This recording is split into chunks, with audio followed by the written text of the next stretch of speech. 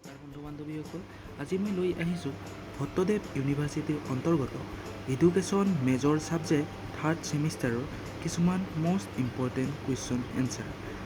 প্ৰাক স্বাধীনতা কালৰ ভাৰতবৰ্ষৰ শিক্ষাৰ ইতিহাস। প্ৰথম কুৱেশ্যনটো হ'ল বৈদিক শিক্ষা বুলিলে কি বুজা? যি শিক্ষা ব্যৱস্থা বেদৰ পৰা আহৰণ হৈছে আৰু বেদৰ নীতিৰ গুৰুত্ব প্ৰতিষ্ঠিত, তাক আমি বৈদিক শিক্ষা বুলি কওঁ। এই শিক্ষাত শিক্ষক শিক্ষয়িত্ৰীৰ ব্যক্তিত্বৰ ওপৰত গুৰুত্ব দিছিল। তো দ্বিতীয় কুৱেশ্যনটো হৈছে বৈদিক শিক্ষাৰ প্ৰধান লক্ষ্য কি? উত্তৰ, এই শিক্ষা ব্যৱস্থাৰ প্ৰধান লক্ষ্য আছিল ব্যক্তিৰ জীৱনৰ সকলো দিশতে উন্নতি কৰোৱা। তৃতীয়টো কুৱেশ্যন হৈছে যে বৈদিক শিক্ষাৰ এটা মূল উদ্দেশ্য লিখা। উত্তৰ, শিক্ষাৰ প্ৰধান উদ্দেশ্য আছিল নিৰ্বাণ বা আত্ম উপলব্ধি লাভ কৰা। 4 নম্বৰ কুৱেশ্যনটো হৈছে বৈদিক শিক্ষাৰ মূল আধাৰ কি আছিল? উত্তৰ, বৈদিক শিক্ষাৰ মূল আধাৰ আছিল বেদ। এই শিক্ষাই আধ্যাত্মিক উন্নতিক কেন্দ্ৰ কৰি গঢ় লৈ উঠিছিল। 5 নম্বৰ কুৱেশ্যনটি হৈছে বেদ কেইখন আৰু কি কি? উত্তৰ, বেদ 4খন। সেইকেইখন হৈছে ঋগ্বেদ, সামবেদ, যজুৰ্বেদ আৰু অথৰ্ববেদ।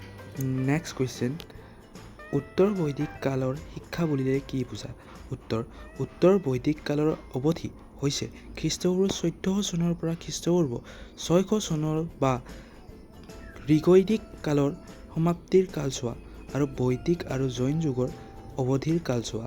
এই সময়ছোৱাক ব্ৰাহ্মণিক বা উপনিষদ কাল বুলি কোৱা হৈছিল। নেক্সট কুৱেশ্যন, গুৰুকুল প্ৰথা কি? উত্তৰ, গুৰুকুল হৈছে অতীতৰ শৈক্ষিক অনুষ্ঠান য'ত শিক্ষাৰ্থীসকলে গুৰুৰ ঘৰত থাকি শিক্ষা গ্ৰহণ কৰে। সাধাৰণতে বৈদিক যুগৰ শিক্ষাৰ মূল পদ্ধতি আছিল মৌখিক, অৰ্থাৎ এই শিক্ষাত শিক্ষাৰ্থীসকলে মৌখিক ৰূপত শিক্ষা গ্ৰহণ কৰিব পাৰিছিল।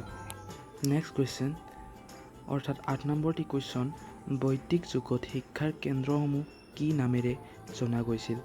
এই কুৱেশ্যনটোৰ এনচাৰ গুৰুকুল। 9 নম্বৰটি কুৱেশ্যন হৈছে গুৰুকুল ব্যৱস্থাৰ বৈশিষ্ট্য কি? উত্তৰ, ছাত্ৰই গুৰুৰ গৃহত থাকি শিক্ষা গ্ৰহণ কৰিছিল আৰু এটি পৰিয়ালৰ সদস্যৰ দৰে আচৰণ কৰিছিল। এই ব্যৱস্থাই নৈতিক আৰু আধ্যাত্মিক বিকাশৰ গুৰুত্ব দিছিল। 10 নম্বৰ কুৱেশ্যন, সমাৱৰ্তন উৎসৱ কেতিয়া পালন কৰা হৈছিল? উত্তৰ, সমাৱৰ্তন উৎসৱ শিক্ষা সমাপ্তিৰ পিছত পালন কৰা হৈছিল।